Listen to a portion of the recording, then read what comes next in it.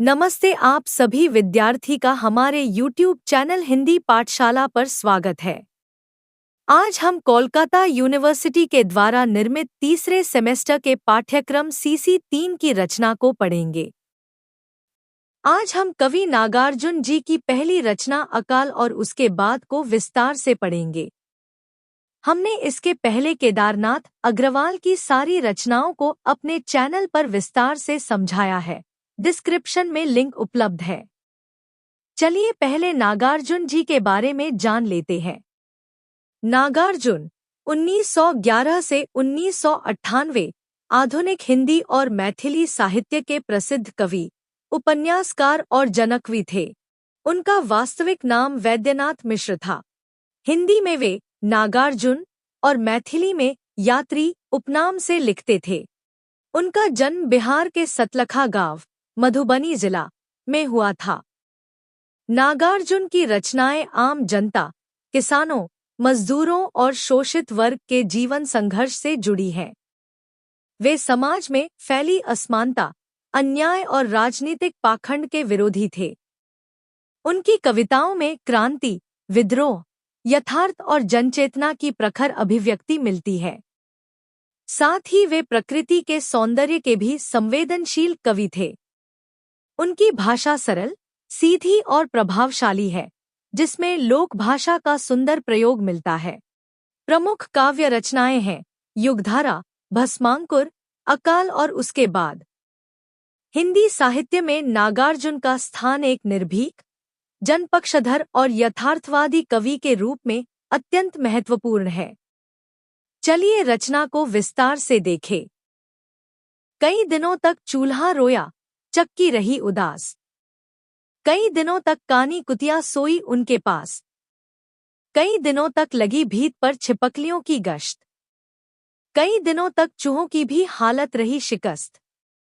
दाने आए घर के अंदर कई दिनों के बाद। धुआं उठा आंगन से ऊपर कई दिनों के बाद।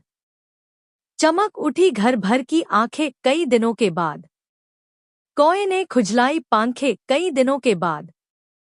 प्रस्तुत पंक्तियां नागार्जुन की प्रसिद्ध कविता अकाल और उसके बाद से ली गई है।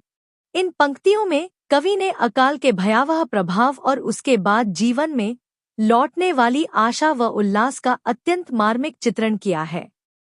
कई दिनों तक चूल्हा रोया, चक्की रही उदास, अर्थात अकाल के कारण घर में अन्न नहीं था। चूल्हा नहीं जला और चक्की निष्क्रिय रही। यहाँ चूल्हा और चक्की के माध्यम से भूखमरी और अभाव की स्थिति को सजीव रूप में प्रस्तुत किया गया है। कई दिनों तक कानी कुतिया सोई उनके पास, अर्थात भूख से कमजोर परिवार के पास कुतिया भी उदास और निष्क्रिय पड़ी रही। यह दर्शाता है कि अकाल का प्रभाव केवल मनुष्य तक सीमित नहीं रहता। छिपकलियों की गश्त और चूहों की हालत रही शिकस्त, अर्थात जब घर में जूठन और अनाज नहीं रहा तो छिपकलियां और चूहे भी भोजन के अभाव से प्रभावित हुए। इससे अभाव की व्यापकता स्पष्ट होती है। दाने आए घर के अंदर। धुआं उठा आंगन से ऊपर, अर्थात कई दिनों बाद घर में अनाज आया।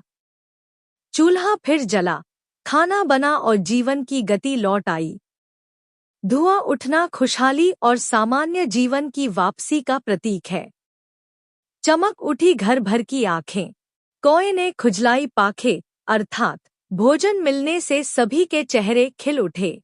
कौए का पंख खुजलाना भी इस बात का संकेत है कि अब फिर से जूठन मिलेगी और प्रकृति का संतुलन लौट आया है। सारांश: यह कविता दर्शाती है कि अकाल का प्रभाव मनुष्य, पशु, पक्षी और निर्जीव वस्तुओं तक पर पड़ता है। अन्न के अभाव में पूरा जीवन ठहर जाता है, लेकिन जैसे ही अनाज आता है, घरांगन, जीव जंतु और मनुष्यों के चेहरों पर फिर से रौनक लौट आती है। कविता संघर्ष, संवेदना और पुनरुत्थान की सशक्त अभिव्यक्ति है। रचना के कठिन शब्दार्थ। यह वीडियो यहाँ समाप्त होती है। हम आशा करते हैं कि यह वीडियो आपको पसंद आई होगी। अगर आप चाहते हैं कि हमारी वीडियो आप तक जल्द से जल्द पहुंचे तो टेलीग्राम को ज्वाइन और चैनल को सब्सक्राइब करना न भूलें।